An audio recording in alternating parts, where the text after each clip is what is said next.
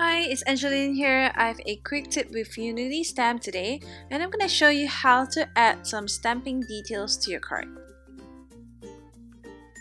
So first, I've already stamped and colored this Tulia girl from Unies stamp with some Copic markers, and she's so beautiful! And I'm grabbing the little heart here from the Planner Girl kit from Unies, and my watercolor resist pen from Prima because I want to stamp on her pants. So I'm just drawing a tiny border around her pants just to make sure I don't stamp outside the lines. If you don't have this masking fluid, don't worry, you can always use scrap paper.